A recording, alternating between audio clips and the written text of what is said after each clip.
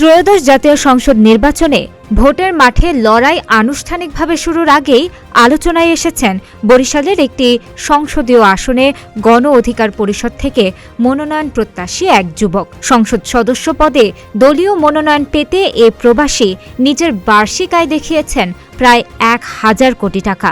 আর এই খবর ছড়িয়ে পড়তেই ইয়ামিন এইচ.এম. ফারদিন নামের সম্ভাব্য ওই প্রার্থীকে নিয়ে আসন জুড়ে শুরু হয়েছে নানা আলোচনা সমালোচনা।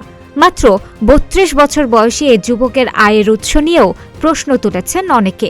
কেউ কেউ দাবি জানিয়েছেন প্রবাসে তার কথিত বৈধ বা অবৈধ ব্যবসার বিষয়ে খোঁজ খবর নেওয়ার।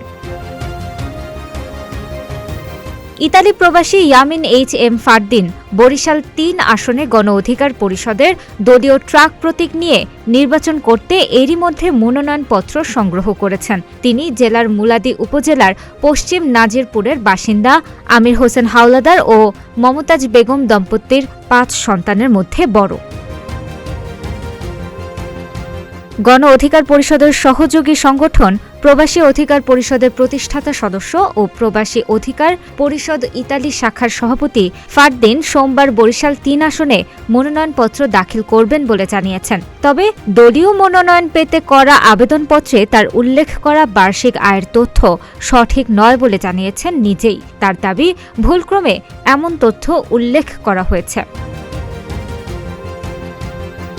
জানা গেছে জাতীয় সংসদ নির্বাচনে বরিশাল ৩ আসনে গণ অধিকার পরিষদের মনোনয়ন পেতে গত ২৪ অক্টোবর দলের নির্দিষ্ট ফর্ম পূরণ করে প্রাথমিক আবেদন ফর্ম জমা দেন ফারদিন।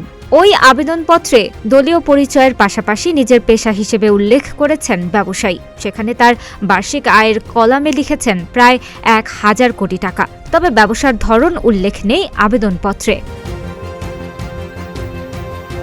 ফারদিন বলেন তিনি ইতালি প্রবাসী। তার বাবা গ্রামে ধান চালের ব্যবসা করেন। গ্রামে তাদের অনেক কৃষি জমি রয়েছে। তিনি নিজে ১০ বছরের বেশি সময় ধরে ইতালিতে আছেন। সেখানে রেস্টুরেন্ট, এয়ার ট্রাভেল ও মানি ট্রান্সমিশন সহ বিভিন্ন ধরনের ব্যবসা পরিচালনা করছেন। তবে দলের মনোনয়ন পেতে পূরণ করা আবেদন ফর্মে প্রায় ১,০০০ কোটি টাকা বার্ষিক আয়ের যে তথ্য দেওয়া হয়েছে সেটা সঠিক নয় বলে দাবি করেছেন ফারদিন। তিনি বলেন ভুলবশত এত টাকা বার্ষিক আয় দেখানো হয়েছে। পরে ওই আবেদন সংশোধন করে জমা দেওয়া হয়েছে। অবশ্য সংশোধিত আবেদন ফর্মের অনুলিপি দেখতে চাইলে তা দেখাতে পারেননি ফারদিন। তিনি বলেন দ্বিতীয় আবেদন ফর্ম যখন জমা দেওয়া হয়েছে তখন আমি দেশে ছিলাম না। অন্য মাধ্যমে সংশোধিত আবেদন জমা দিয়েছি। তবে সেই আবেদনপত্রটি পরে আর সংরক্ষণ করা যায়নি। তাছাড়া প্রবাসে যেসব ব্যবসা পরিচালনা করেন তা থেকে বার্ষিক আয় কত তাও সুনির্দিষ্টভাবে জানাতে পারেননি ফারদিন। তিনি বলেন আয় ব্যয়ের হিসাব রিটার্নিং কর্মকর্তার কার্যালয়ে জমা দেবেন।